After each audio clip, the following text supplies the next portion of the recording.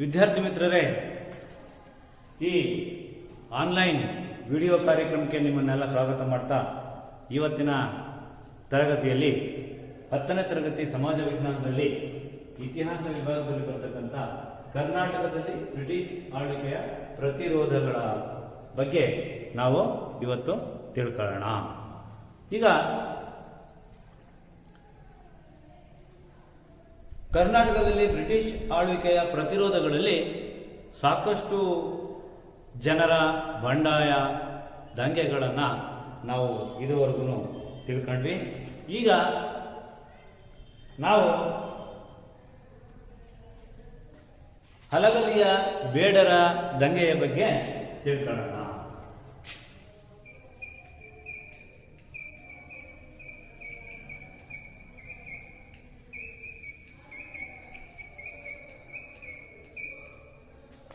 ಹಲಗಲಿಯ ಬೇಡರ ದಂಗೆಯ ಬಗ್ಗೆ ನಾವು ತಿಳ್ಕೊಳ್ಳೋಣ. ಈ ಒಂದು ಹಲಗಲಿ ಅಂತಕ್ಕಂಥದ್ದು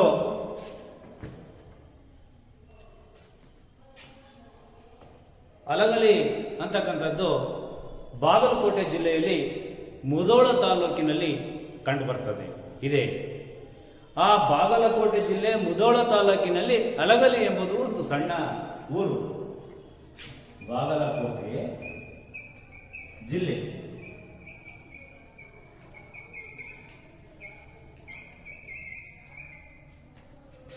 ಮುಧೋಳ ತಾಲೂಕು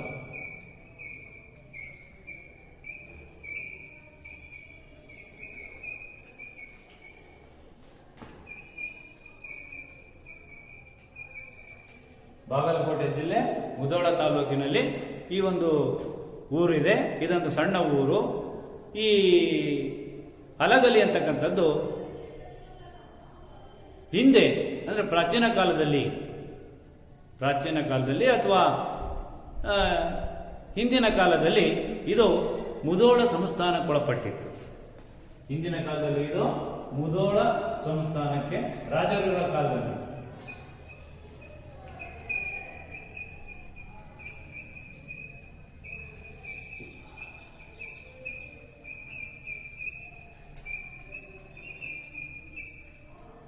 ಇದು ರಾಜರುಗಳ ಕಾಲದಲ್ಲಿ ನಮ್ಮಲ್ಲಿ ಸಂಸ್ಥಾನಗಳು ಇದ್ದಂತಹ ಸಂದರ್ಭದಲ್ಲಿ ಮುಧೋಳ ಸಂಸ್ಥಾನಕ್ಕೆ ಒಳಪಟ್ಟಿತ್ತು. ಇಂಥ ಒಂದು ಹಲಗಲಿಯಲ್ಲಿ 1857ರ ಬಂಡಾಯದ ಸಂದರ್ಭದಲ್ಲಿ ಬ್ರಿಟಿಷರು ತಮ್ಮ ಆಳ್ವಿಕೆಯ ಪ್ರದೇಶದಲ್ಲಿ ಶಸ್ತ್ರಗಳ ಬಳಕೆಯನ್ನ ನಿರ್ಬಂಧಿಸಿ ಕಾನೂನೊಂದನ್ನು ಜಾರಿಗೆ ತಂದರು. ಯಾವಾಗ?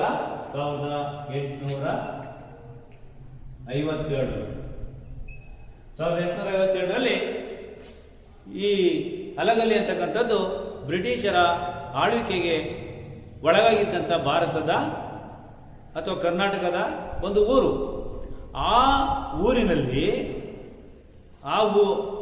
ಆ ಊರು ಬ್ರಿಟಿಷರ ಆಳ್ವಿಕೆಗೆ ಒಳಗಾಗಿದ್ದಾಗ ಬ್ರಿಟಿಷರು ಏನ್ ಮಾಡ್ತಾರೆ, 1857ರಲ್ಲಿ ಸಿಪಾಯಿ ದಂಗೆ ಏನಾಗುತ್ತೆ, ಸಿಪಾಯಿಗಳು ಶಸ್ತ್ರಾಸ್ತ್ರಗಳನ್ನು ಹಿಡಿದು ಬ್ರಿಟಿಷರ ಆಳ್ವಿಕೆಯ ವಿರುದ್ಧ ಹೋರಾಟ ಮಾಡ್ತಾರೆ. ಅವಾಗ ಅವ್ರು ಏನ್ ಮಾಡಿದ್ರು, ಶಸ್ತ್ರಾಸ್ತ್ರಗಳು ಇದ್ರೆ ತಾನೇ ಇವರೆಲ್ಲ ಮುಷ್ಕರ ಮಾಡೋದು, ನಮ್ಮ ವಿರುದ್ಧ ಹೋರಾಡೋದು, ನಮ್ಮ ವಿರುದ್ಧ ದಂಗೆ ಹೇಳೋದು, ಬಂಡಾಯ ಹೇಳೋದು ಅಂತಂದೇಳಿ ಬ್ರಿಟಿಷ್ನರು ಇವ್ರ ಹತ್ರ ಯಾವುದೇ ಶಸ್ತ್ರಾಸ್ತ್ರಗಳು ಇಲ್ದಂಗೆ ಮಾಡಬೇಕು. ಅವಾಗ ಇವರು ನಮಗೆ ಯಾವುದೇ ರೀತಿಯ ತೊಂದರೆಯನ್ನು ಕೊಡೋದಿಲ್ಲ, ಸುಮ್ಮನಿರ್ತಾರೆ ಅನ್ನೋ ಒಂದು ಅಂತಕ್ಕಂಥ ಒಂದು ವಿಷಯವನ್ನು ಮನಗಂಡು ಅವ್ರೇನ್ ಮಾಡ್ತಾರೆ, ಅವರ ಆಳ್ವಿಕೆಯಲ್ಲಿದ್ದಂಥ ಕರ್ನಾಟಕದಲ್ಲಿನ ಪ್ರದೇಶಗಳಲ್ಲಿ ಶಸ್ತ್ರಾಸ್ತ್ರಗಳ ಬಳಕೆಯನ್ನು ನಿರ್ಬಂಧಿಸ್ತಾರೆ. ಆ ಥರ ನಿರ್ಬಂಧಿಸಿ ಕಾನೂನನ್ನು ಜಾರಿಗೆ ತರ್ತಾರೆ. ಶಸ್ತ್ರಾಸ್ತ್ರ ಬಳಕೆಯ ನಿರ್ಬಂಧ ಕಾನೂನು.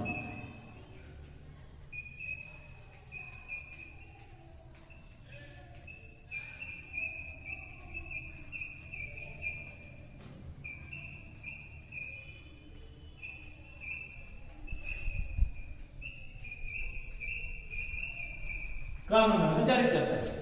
ಯಾವಾಗ ಕಾನೂನನ್ನು ಜಾರಿಗೆ ತರ್ತಾರೆ, ಆ ಕಾನೂನನ್ನು ಯಥಾ ಪ್ರಕಾರ ಹಲಗಲಿಯ ಬೇಡರಿಗೂ ಕೂಡ, ಹಲಗಲಿಯಲ್ಲಿದ್ದಂಥ ಜನರ ಮೇಲೂ ಕೂಡ ಅನ್ವಯಿಸ್ತಾರೆ. ಹಲಗಲಿಯಲ್ಲಿದ್ದಂಥ ಜನರ ಮೇಲೂ ಕೂಡ ಆ ಕಾನೂನು ಅನ್ವಯ ಆಗುತ್ತೆ. ಆದರೆ ಹಲಗಲಿಯಲ್ಲಿದ್ದಂಥ ಜನ ಎಲ್ಲ ಬೇಡರು. ಹಲಗಲಿಯಲ್ಲಿದ್ದಂಥ ಜನರು ಎಲ್ಲರೂ ಬೇಡರು. ಬೇಡರು ಅಂದ್ರೆ ಗೊತ್ತಲ್ಲ ನಿಮ್ಗೆ? ಬೇಟೆಗಾರರು. ಅವರ ಉದ್ಯೋಗ ಅಲ್ಲಿ ಬೇಟೆ ಆಡೋದೇ ಮುಖ್ಯ ಉದ್ಯೋಗ ಆಗಿತ್ತು ಅಲಗಲಿಯಲ್ಲಿದ್ದಂಥ ಜನರದು. ಆ ಬೇಟೆ ಆಡುವಂಥ ಜನರಿಗೆ ಬಂದೂಕು ಇತರ ಶಸ್ತ್ರಾಸ್ತ್ರಗಳು ವೆರಿ ಇಂಪಾರ್ಟೆಂಟ್, ಅತ್ಯಗತ್ಯವಾಗಿ ಬೇಕೇ ಬೇಕು. ಅವುಗಳು ಇಲ್ದಲೇ ಹೋದ್ರೆ ಅವರು ಪ್ರಾಚೀನ ಕಾಲದಿಂದಲೂ ಪರಂಪರಾನುಗತವಾಗಿ ಅನುಸರಿಸಿಕೊಂಡು ಬಂದಿದ್ದಂಥ ಬೇಟೆಯಾಡುವಂಥ ಉದ್ದೇಶ, ಬೇಟೆಯಾಡುವಂಥ ಉದ್ಯೋಗ ಅವರಿಗೆ ಇಲ್ದಂಗಾಗಿ ಅವ್ರೇನ್ ಮಾಡ್ತಾರೆ, ಬೇರೆ ಮತ್ತೊಂದು ಉದ್ಯೋಗಕ್ಕೆ ಹೊಂದಿಕೊಳ್ಳಲಾಗದೆ ಅವ್ರೇನ್ ಮಾಡ್ತಾರೆ, ಬ್ರಿಟಿಷರ ವಿರುದ್ಧ ದಂಗೆ ಹೇಳ್ತಾರೆ. ಬ್ರಿಟಿಷರ ಈ ಒಂದು ಶಸ್ತ್ರಾಸ್ತ್ರ ಬಳಕೆಯ ನಿರ್ಬಂಧ ಮಾಡಬೇಕು ಅಂತಕ್ಕಂಥ ಕಾನೂನನ್ನ ವಿರೋಧಿಸ್ತಾರೆ, ಅದರ ವಿರುದ್ಧ ದಂಗೆ ಹೇಳ್ತಾರೆ. ಇದನ್ನೇ ನಾವು ಅಲಗಲಿಯ ಬೇಡರ ದಂಗೆ ಅಂತಂದೇಳಿ ಕರಿತೀವಿ. ಅಂದ್ರೆ ನೋಡ್ರಿ, ಈ ಅಲಗಲಿಯ ಬೇಡರು ತಲಾಂತರಗಳಿಂದ ಬೇಟೆಯಾಡುವಂತ ಉದ್ದೇಶಕ್ಕೆ ಮುಕ್ತವಾಗಿ ಬಳಸುತ್ತಿದ್ದಂತ ಬಂದೂಕುಗಳನ್ನ ಬ್ರಿಟಿಷರಿಗೆ ಒಪ್ಪಿಸೋದಕ್ಕೆ ಅವರು ಒಪ್ಪಲಿಲ್ಲ, ಇಷ್ಟಪಡಲಿಲ್ಲ. ಯಾವಾಗ ಇಷ್ಟಪಡಲಿಲ್ಲ, ಬೇಡರು ತಮ್ಮ ಪರಂಪರಾನುಗತವಾದಂಥ ಹಕ್ಕು ಇದು ಬೇಟೆ ಆಡೋದು, ಅದನ್ನು ಉಳಿಸ್ಕೊಳ್ಬೇಕು ಅಂತಕ್ಕಂಥ ಉದ್ದೇಶದಿಂದ ಬ್ರಿಟಿಷರ ವಿರುದ್ಧ ಸಿಡಿದೇಳ್ತಾರೆ. ಇಂಥ ಒಂದು ಅಲಗಲಿಯ ಬೇಡರ ಹೋರಾಟದಲ್ಲಿ ಅಲಗಲಿಯ ಸುತ್ತಮುತ್ತಲಿನ ಪ್ರದೇಶಗಳಾದ ಮಂಟೂರು, ಬೋದಾನಿ, ಅಲಗಂಡಿ, ಮಂಟೂರು,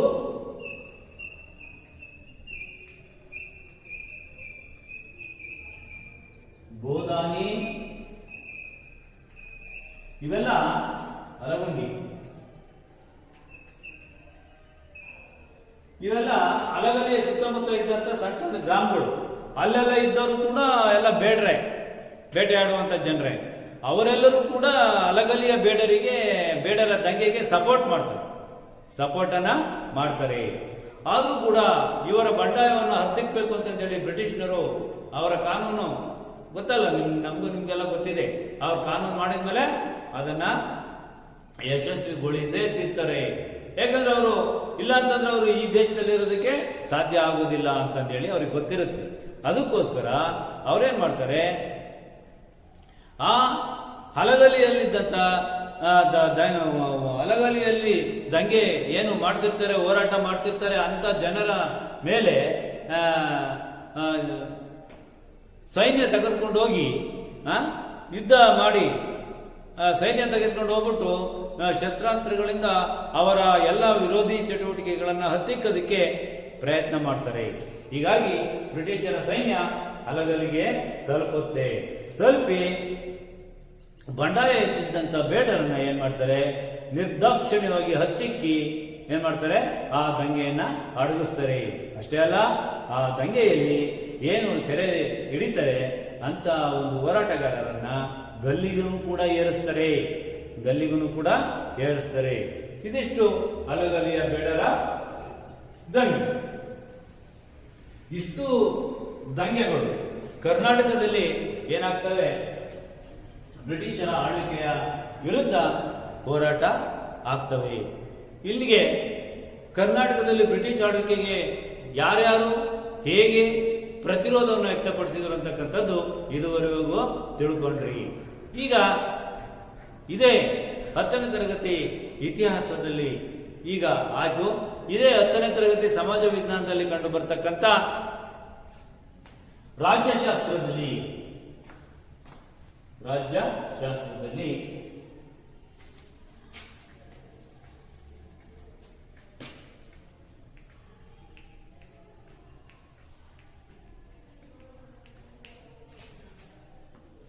ಎರಡನೇ ಚಾಪ್ಟರ್ ಆಗಿರ್ತಕ್ಕಂಥ ಅನ್ಯ ರಾಷ್ಟ್ರಗಳೊಂದಿಗೆ ಭಾರತದ ಸಂಬಂಧದ ಬಗ್ಗೆ ತಿಳ್ಕೊಂತ ಹೋಗೋಣ.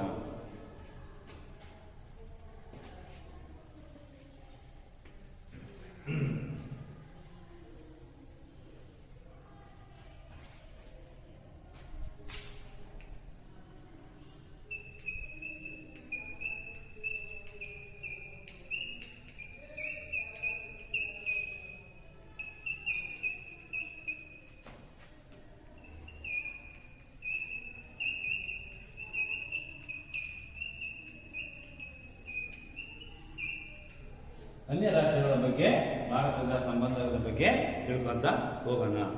ಈಗ ಒಂದು ಕುಟುಂಬ ಬೇರೆ ಯಾವುದೇ ಕುಟುಂಬದ ಜೊತೆಗೆ ವ್ಯವಹರಿಸದೆ ಅಭಿವೃದ್ಧಿಯಾಗಲು ಸಾಧ್ಯ ಇಲ್ಲ. ಒಂದು ಕುಟುಂಬ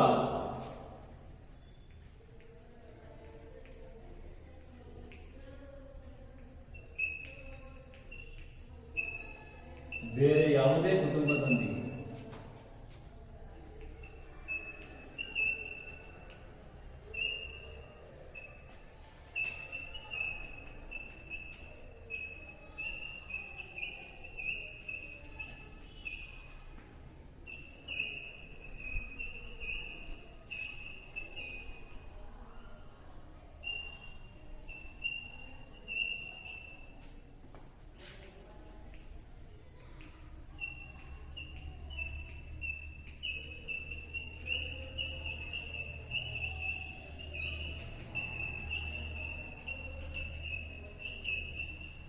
ಒಂದು ಕುಟುಂಬ ಬೇರೆ ಯಾವುದೇ ಕುಟುಂಬದೊಂದಿಗೆ ಜೊತೆಗೆ ಅಭಿವೃದ್ಧಿಗೆ ವ್ಯವಹರಿಸದೆ ಹೋದರೆ ಅದು ಅಭಿವೃದ್ಧಿ ಆಗಲು ಸಾಧ್ಯವಾಗುವುದಿಲ್ಲ.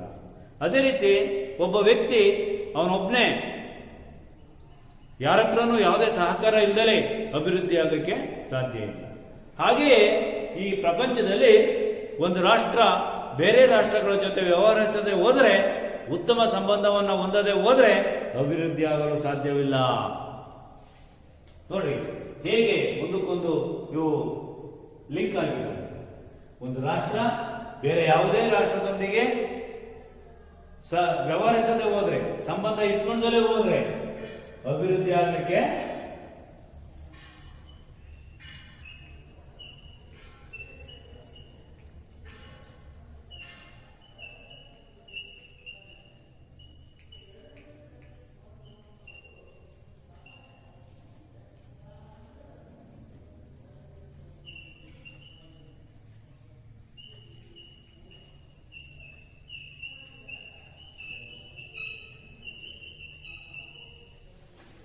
ಆ ರಾಷ್ಟ್ರ ಅಭಿವೃದ್ಧಿ ಆಗಲಿಕ್ಕೆ ಸಾಧ್ಯ ಆಗೋದಿಲ್ಲ.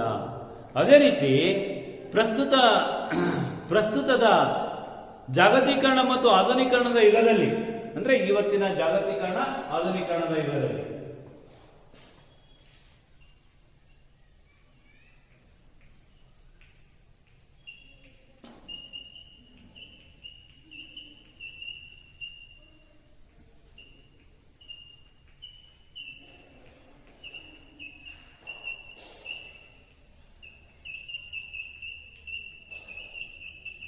ಇವತ್ತಿನ ಜಾಗತೀಕರಣ ಆಧುನಿಕೀಕರಣದ ಯುಗದಲ್ಲಿ ಏನಾಗಿದೆ ಅಂತಂದ್ರೆ, ಒಂದು ರಾಷ್ಟ್ರ ಮತ್ತೊಂದು ರಾಷ್ಟ್ರದ ಜೊತೆಗೆ ಉತ್ತಮ ಸಂಬಂಧವನ್ನ ಹೊಂದುವುದು ಅನಿವಾರ್ಯ ಹಾಗೂ ಅಗತ್ಯವೂ ಆಗಿದೆ. ನೋಡಿ, ಇದುವರೆಗೂ ಹೇಳಿದೆ, ಒಂದು ಕುಟುಂಬ, ಒಂದು ರಾಷ್ಟ್ರ, ಮತ್ತೊಂದು ಕುಟುಂಬ ಮತ್ತೊಂದು ರಾಷ್ಟ್ರದ ಜೊತೆ ವ್ಯವಹರಿಸದೆ ಹೋದರೆ, ಉತ್ತಮ ಸಂಬಂಧವನ್ನು ಇಟ್ಕೊಂಡಲೇ ಹೋದರೆ, ಉತ್ತಮ ಸಂಪರ್ಕವನ್ನು ಇಟ್ಕೊಂಡಲೇ ಹೋದರೆ ಹೇಗೆ ಅಭಿವೃದ್ಧಿ ಆಗಲು ಸಾಧ್ಯವಿಲ್ವೋ, ಹಾಗೆಯೇ ಇವತ್ತಿನ ಜಾಗತೀಕರಣ ಮತ್ತು ಆಧುನೀಕರಣದ ಯುಗದಲ್ಲಿ ಏನಾಗಿದೆ, ಒಂದು ರಾಷ್ಟ್ರ ಮತ್ತೊಂದು ರಾಷ್ಟ್ರದ ಜೊತೆಗೆ ಉತ್ತಮವಾದ ಸಂಬಂಧವನ್ನು ಹೊಂದುವುದು ಅನಿವಾರ್ಯ ಮತ್ತು ಅಗತ್ಯವೂ ಕೂಡ ಆಗಿದೆ. ಹಾಗಾಗಿ ನಮ್ಮ ಸಂವಿಧಾನದ 4ನೇ ಭಾಗದಲ್ಲಿ ರಾಜ್ಯ ನೀತಿ ನಿರ್ದೇಶಾತ್ಮಕ ತತ್ವಗಳು ಏನ್ ಹೇಳ್ತವಪ್ಪ ಅಂತಂದ್ರೆ, ಸಂವಿಧಾನದ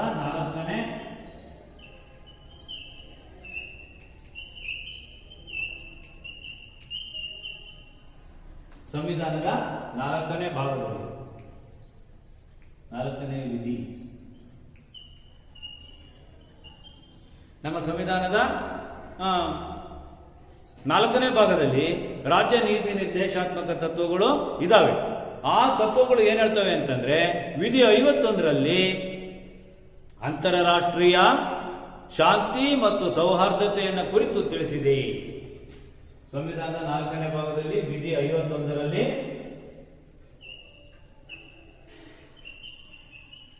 ಅಂತಾರಾಷ್ಟ್ರೀಯ ಶಾಂತಿ ಸೌಹಾರ್ದತೆಯ ಬಗ್ಗೆ ತಿಳಿಸಿದವೆ.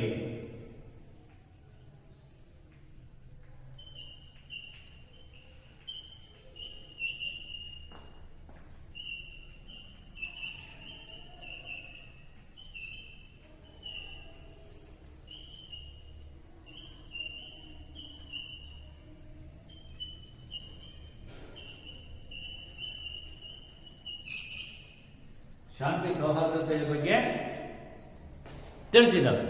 ಹಾಗೆಯೇ ಇದರ ಪ್ರಕಾರ ಭಾರತ ಏನಾಗ್ತಾ ಇದೆ, ಉತ್ತಮ ಸಂಬಂಧವನ್ನ ಹೊಂದಿದೆ. ಅಂದ್ರೆ ಪ್ರಪಂಚದ ವಿವಿಧ ರಾಷ್ಟ್ರಗಳ ಜೊತೆ ನಮ್ಮ ಭಾರತ ಉತ್ತಮ ಸಂಪರ್ಕವನ್ನ ಈ ಒಂದು ವಿಷಯಕ್ಕೋಸ್ಕರ ಇಟ್ಕೊಂಡಿದೆ. ಹಾಗಾಗಿ ಪ್ರಮುಖ ನೆರೆ ರಾಷ್ಟ್ರಗಳೊಂದಿಗೆ ಭಾರತದ ಸಂಬಂಧ.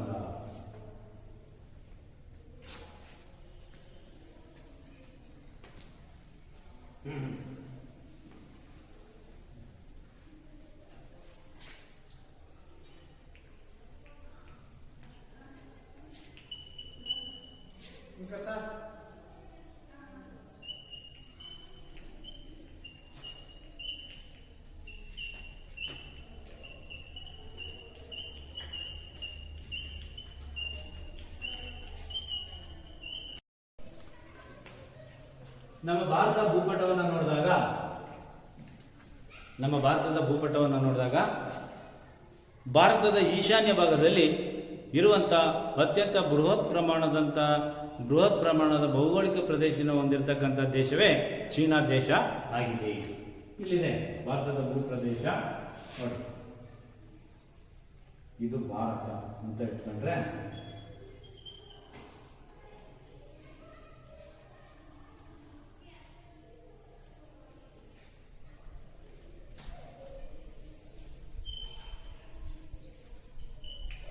ಇದು ಭಾರತದ ಭೂಪ್ರದೇಶ ಅಂತ ಇಟ್ಕೊಂಡ್ರೆ ಇದು ಈಶಾನ್ಯ ಭಾಗ. ಈ ಈಶಾನ್ಯ ಭಾಗದಲ್ಲಿ ಭಾರತಕ್ಕಿರ್ತಕ್ಕಂಥ ನೆರೆ ರಾಷ್ಟ್ರ ಅಂತಂದ್ರೆ ನೇಪಾಳ ಮತ್ತು ಚೀನಾ ದೇಶ. ನೇಪಾಳ ನಮ್ಮ ಹಿಮಾಲಯ ಪರ್ವತಗಳ ಮಧ್ಯದಲ್ಲೇ ಬರುತ್ತೆ. ಆದರೆ ಹಿಮಾಲಯ ಪರ್ವತದ ಆಚೆಗೆ ಬರ್ತಕ್ಕಂಥ ಮತ್ತೊಂದು ದೇಶ ಅಂತಂದ್ರೆ ಚೀನಾ ದೇಶ. ಚೀನಾ ಭಾರತ ಭೂಪ್ರದೇಶಕ್ಕೆ ಹೊಂದಿಕೊಂಡಿರುವಂತ ರಾಷ್ಟ್ರ. ಚೀನಾ ಭಾರತದ ಭೂಪ್ರದೇಶಕ್ಕೆ ಹೊಂದಿಕೊಂಡಿರುವಂತ ರಾಷ್ಟ್ರ ಆಗಿದೆ. ಹಾಗಾಗ್ಬಿಟ್ಟು ಅದನ್ನ ಭಾರತದ ನೆರೆ ರಾಷ್ಟ್ರ ಅಂತಲೂ ಕೂಡ ಕರೀತಾರೆ. ಇವೆರಡರ ಸಂಬಂಧ ಯಾವ್ದಾವುದು, ಭಾರತ ಚೀನಾ, ಇವೆರಡರ ಸಂಬಂಧ ಏನಾಗಿದೆ ಅಂತಂದ್ರೆ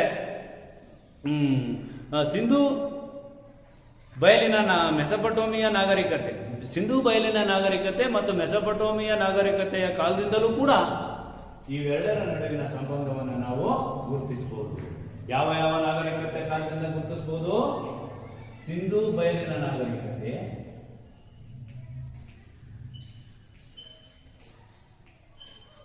ಸಿಂಧೂ ಬಯಲಿನ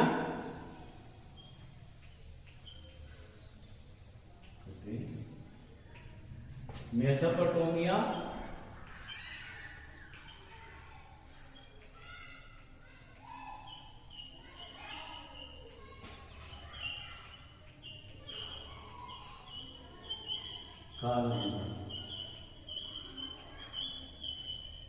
ಕಾಲದಿಂದಲೂ ಕೂಡ ನಾವು ಗುರುತಿಸಬಹುದಾಗಿದೆ. ಅದಕ್ಕೆ ಅಗತ್ಯ ದಾಖಲೆಗಳು ಕೂಡ ಇದಾವೆ. ಆಧಾರಗಳು ಕೂಡ ಇದಾವೆ. ಇನ್ನು ಈಗ ನಮ್ಮ ದೇಶದಲ್ಲಿ ಹಲವಾರು ಧರ್ಮಗಳಿದಾವೆ. ಹಿಂದೂ ಧರ್ಮ ಇದೆ, ಮುಸ್ಲಿಂ ಧರ್ಮ ಇದೆ, ಜೈನ ಧರ್ಮ ಇದೆ, ಅದೇ ರೀತಿ ಬೌದ್ಧ ಧರ್ಮ ಇದೆ ಅಲ್ವಾ.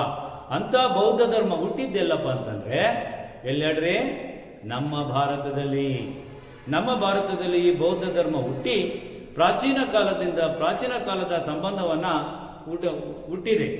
ಈಗ ಚೀನಾ ದೇಶದಲ್ಲೂ ಕೂಡ ಅದು ಪಸರಿಸಿಕೊಂಡಿದೆ. ಇಂಥ ಒಂದು ಸಂಬಂಧವನ್ನು ನಾವು ತಿಳಿಯಬೇಕಾದರೆ ಬಹಳ ಪ್ರಾಚೀನ ಕಾಲದಿಂದಲೂ ನಮ್ಮ ಚೀನಾದ ನಡುವಿನ ಸಂಬಂಧ ಇದೆ. ಈ ಒಂದು ಚೀನಾ ಭಾರತದ ಸಂಬಂಧ ಇವತ್ತು ನೆನ್ನೆಯದಲ್ಲ ಅಂತಕ್ಕಂಥ ವಿಚಾರ ನಮಗೆ ಗೊತ್ತಾಗುತ್ತೆ.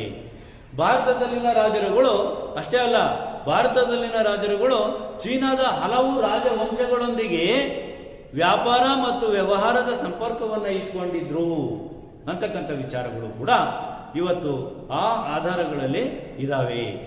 ಅದೇ ರೀತಿ ಭಾರತ ಮತ್ತು ಚೀನಾಗಳ ನಡುವಿನ ಸಂಬಂಧ ವ್ಯಾಪಾರಕ್ಕೆ ಸಂಬಂಧಪಟ್ಟಂತೆ ಇತ್ತು ಅಂತಕ್ಕಂಥದ್ದನ್ನ ಕೌಟಿಲ್ಯ ತನ್ನ ಅರ್ಥಶಾಸ್ತ್ರದಲ್ಲಿ ಏನ್ ಮಾಡಿದ್ದಾನೆ, ಚೀನಾದ ರೇಷ್ಮೆಯ ಬಗ್ಗೆ ತಿಳಿಸಿದ್ದಾನೆ. ಚೀನಾದ ರೇಷ್ಮೆಯ ಬಗ್ಗೆ ತಿಳಿಸಿದ್ದಾನೆ.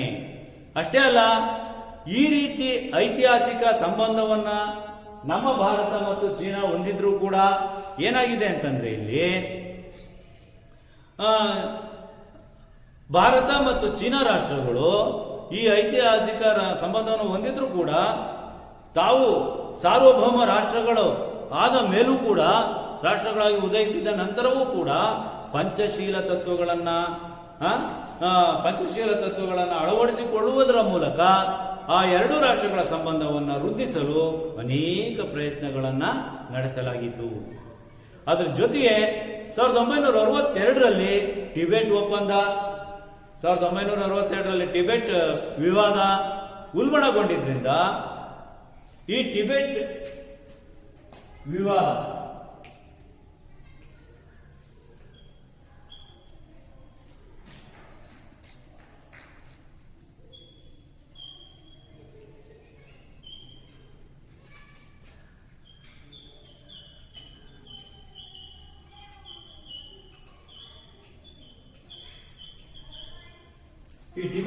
ಉಲ್ಬಣವಾದ್ರಿಂದ ಏನಾಯ್ತಪ್ಪ ಅಂತಂದ್ರೆ 1962ರಲ್ಲಿ ನಮ್ಮ ಚೀನಾ, ಭಾರತ ಮತ್ತು ಚೀನಾ ರಾಷ್ಟ್ರಗಳ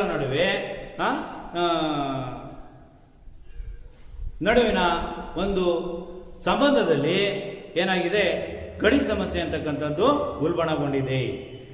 ಈ ಗಡಿ ಸಮಸ್ಯೆ ಚೀನಾ ಭಾರತದ ನಡುವೆ ಏನಾಗಿದೆ ಅಂತಂದ್ರೆ ಇವತ್ತಿಗೂ ಕೂಡ ಅದು ಮುಂದುವರೆದಿದೆ. ಉಲ್ಬಣಗೊಂಡಿದ್ದಷ್ಟೇ ಅಲ್ಲ, ಮುಂದುವರೆದಿದೆ. ಆದರೂ ಕೂಡ ಏನಾಗಿದೆ, ಭಾರತದ ಭಾಗವಾಗಿರ್ತಕ್ಕಂಥ ಅರುಣಾಚಲ ಪ್ರದೇಶ ತನಗೆ ಸೇರ್ಬೇಕು ಅಂತಂದೇಳಿ ಚೀನಾ ದೇಶ, ಅರುಣಾಚಲ ಪ್ರದೇಶ ಇಲ್ಲಿ ಬರುತ್ತಿಲ್ಲ, ಇಲ್ಲಿ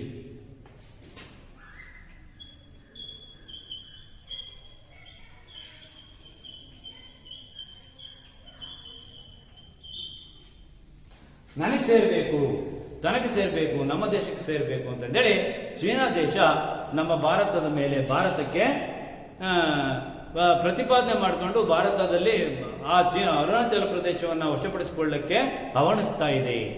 ಅದೇ ಇದು ಆ ಎರಡು ರಾಷ್ಟ್ರಗಳ ಸಂಬಂಧವನ್ನ ಕಗ್ಗಂಟಾಗಿಸಿದೆ. ಯಾವ್ದಾವುದು ಗಡಿ ಸಮಸ್ಯೆ, ಅರುಣಾಚಲ ಪ್ರದೇಶದ ಸಮಸ್ಯೆ, ಆಮೇಲೆ ಟಿಬೆಟ್ನ ಯುದ್ಧದ ಸಂದರ್ಭದಲ್ಲಿ ಉಂಟಾದಂತ ಟಿಬೆಟ್ ವಿವಾದ, ಇವುಗಳು ಏನಾಗಿದ್ದಾವೆ, ನಮ್ಮ ಚೀನಾ ರಾಷ್ಟ್ರಗಳೊಂದಿಗೆ ಉತ್ತಮ ಸಂಬಂಧವನ್ನು ಇಟ್ಕೊಳ್ಳೋದಕ್ಕೆ ಏನಾಗಿದೆ, ಕಗ್ಗಂಟನ್ನಾಗಿಸಿದವೆ, ಇರಿಸು ಮುರುಸನ್ನು ಉಂಟು ಮಾಡಿದವೆ, ಸಮಸ್ಯೆಯನ್ನ ಉಂಟು ಮಾಡಿದವೆ. ಹಾಗಾಗ್ಬಿಟ್ಟು ಇವತ್ತು ಏನಾಗಿದೆ, ಭಾರತ ಚೀನಾ ನಡುವೆ ಏನೇ ಗಡಿ ವಿವಾದ ಇದ್ರೂ ಕೂಡ, ಏನೇ ಅರುಣಾಚಲ ಪ್ರದೇಶ ನಮ್ದು ಅಂತ ಹೇಳಿದ್ರು ಕೂಡ, ಏನೇ ಟಿಬೆಟ್ ವಿವಾದ ಇದ್ರೂ ಕೂಡ ಏನಾಗಿದೆ ಅಂತಂದ್ರೆ ಇವತ್ತು ಆ ಎರಡು ರಾಷ್ಟ್ರಗಳ ನಡುವೆ ದ್ವಿಪಕ್ಷೀಯ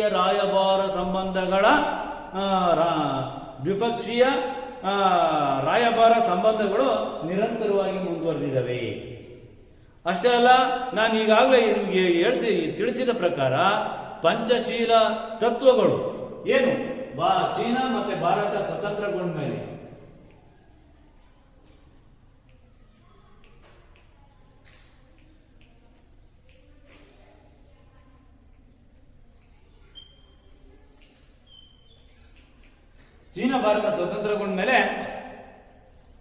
ಏನು ಈ ಎರಡು ರಾಷ್ಟ್ರಗಳ ನಡುವಿನ ಸಂಬಂಧವನ್ನ ಉತ್ತಮಪಡಿಸಲಿಕ್ಕೋಸ್ಕರ ಪಂಚಶೀಲ ತತ್ವಗಳನ್ನ ಜಾರಿಗೆ ತಂದ್ರು. ಅದೇ ರೀತಿ ದ್ವಿಪಕ್ಷೀಯ ರಾಯಭಾರ ಸಂಬಂಧಗಳನ್ನು ಕೂಡ ಇವತ್ತು ನಿರಂತರವಾಗಿ ಮುಂದುವರಿಸಿಕೊಂಡು ಬರ್ತಾ ಇದ್ದೀವಿ, ಚೀನಾ ಭಾರತದ ನಡುವಿನ ಸಂಬಂಧವನ್ನ ಉತ್ತಮಪಡಿಸಲಿಕ್ಕೋಸ್ಕರ. ಅಷ್ಟೇ ಅಲ್ಲ, ಏನಾಗಿದೆ, 1980ರ ದಶಕದ ನಂತರ ಏನಾಗಿದೆ, ಚೀನಾ ಭಾರತದೊಂದಿಗೆ ದೊಡ್ಡ ಮಟ್ಟದಲ್ಲಿ ವ್ಯಾಪಾರ ಮತ್ತು ವಾಣಿಜ್ಯ ಸಂಪರ್ಕವನ್ನ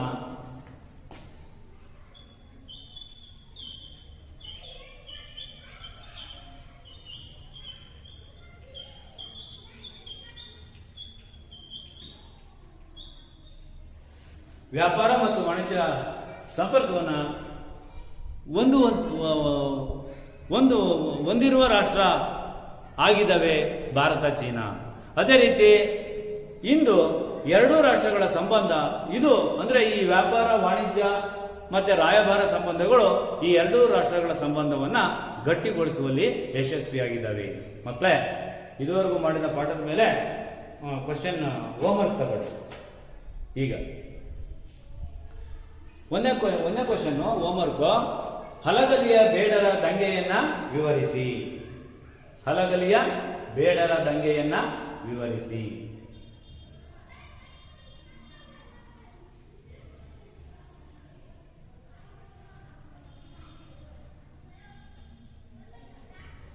ಎರಡನೇ, ಭಾರತ ಮತ್ತು ಚೀನಾದ ಸಂಬಂಧವನ್ನ ಭಾರತ ಮತ್ತು ಚೀನಾದ ನಡುವಿನ ಸಂಬಂಧವನ್ನ ವಿವರಿಸಿ.